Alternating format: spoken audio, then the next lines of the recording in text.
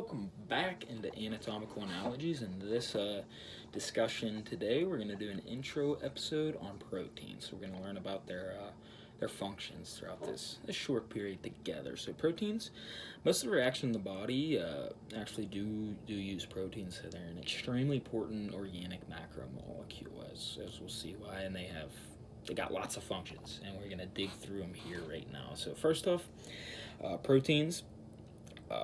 They function as a muscle in muscle contraction. So muscles are filled with proteins that help them to contract. It's actually actin and myosin, which we'll discuss when we get to the muscular system. But right now, we just need to know muscles are filled with proteins. And it helps them to contract. So this is why you see a big bodybuilder walking around. They're drinking their protein shake, eating 8 to 12 eggs in the morning. That's because bodybuilders increase their protein intake, which helps with muscle contraction, building muscles. Proteins also function as chemical messengers.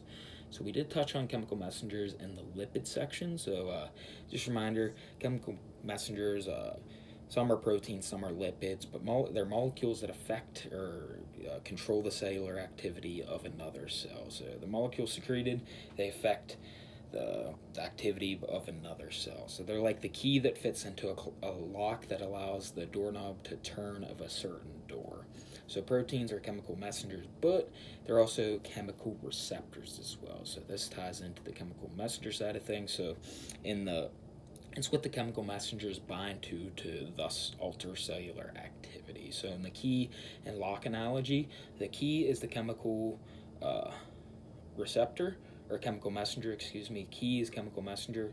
The lock is the chemical receptor, so it turns in and allows that doorknob to open to that certain door there. So we got the key, we got the lock, the chemical messenger, chemical receptor binds in, allows that door to open, or allows that cell to control the cellular activity of another cell there. So proteins, we got the muscle contraction, chemical messengers, chemical receptors. Proteins also function as antibodies, so they help fight infection, help fight virus, essentially there. So think of proteins. The antibody function of proteins is a bunch of soldiers fighting off foreign invaders to protect the castle. So we all have this beautiful castle we live in and we reside in, we dwell in.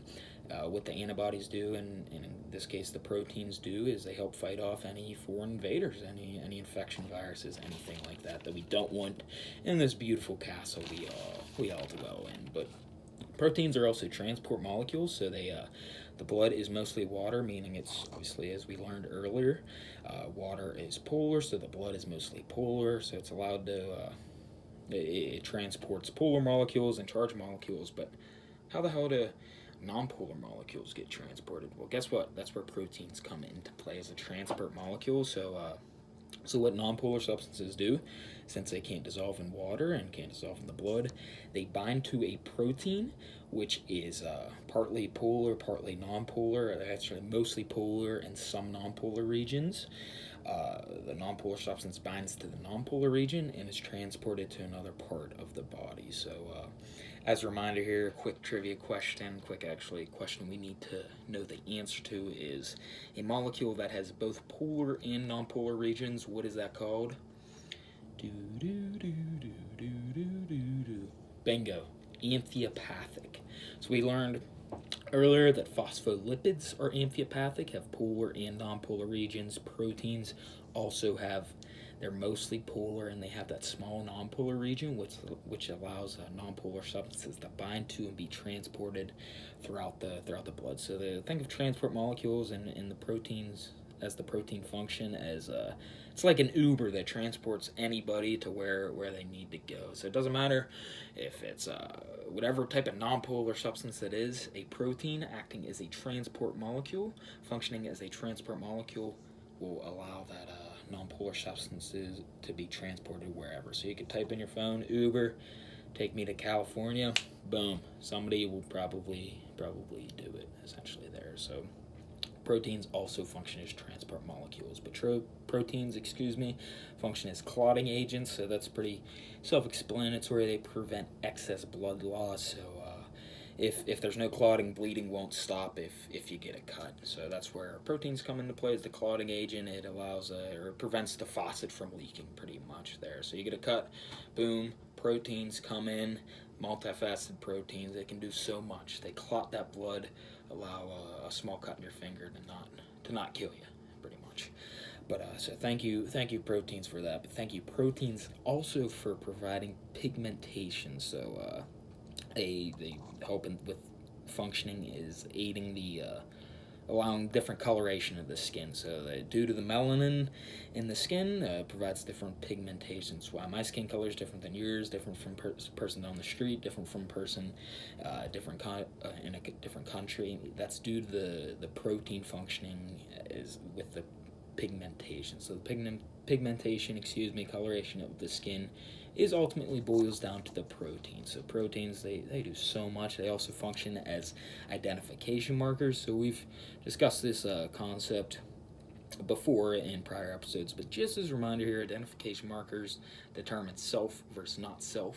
So every cell has an identification marker. It determines what's the CAM cell and what's not a CAM cell. If it's not a CAM cell, our defense mechanisms in our body, for example, know, okay, get this cell the hell out of my body. But it also aids in proper tissue formation. So liver cells come together to form a liver, brain cells come together to form a brain. And if you think of the analogy of this we discussed, it's more for the self versus non-self aspect of identification markers. But if an animal has a backbone, it's a mammal. If it doesn't have a backbone, it's not a mammal. So if it is says CAM cell, it's obviously a CAM cell. If it says invader, it's not supposed to be in there, so it needs to get out. And then also proper tissue formation. That's why you find only lions in packs of lions and not wolves in packs of lions, and you find only buffalo in herds of buffalo, and that's why you don't tend to find a lion trotting around elegantly with all the buffalo. It just doesn't look right, and it also doesn't happen in her body either. So proteins function as identification markers, but last but certainly not least, they function as enzymes.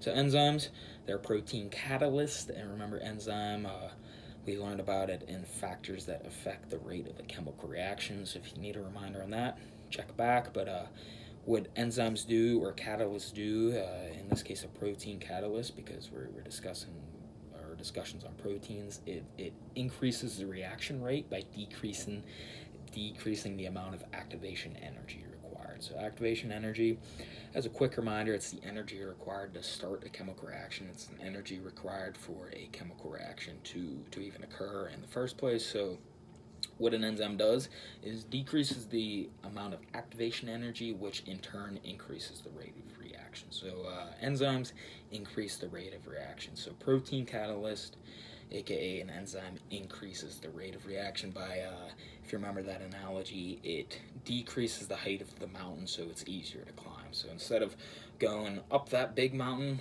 what an enzyme, a protein catalyst does, it reduces the size of that mountain to maybe even a hill, so you could get over it quicker. It takes a lot longer to go over that hill compared to that hill, and a protein catalyst, an enzyme, reduces that hill size there. So as a quick reminder, run back through proteins.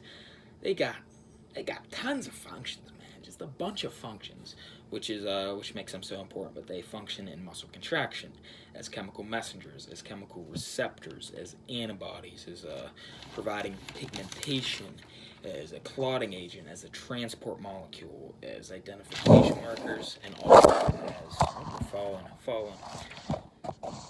also as enzymes as well too. So they got quite a few functions, but every single function is extremely important. So yeah, that's our intro discussion on the functions of proteins. Continue watching to learn more about how protein function and some more good stuff on protein. So I'm going to drink a protein shake real quick. I'll be right back.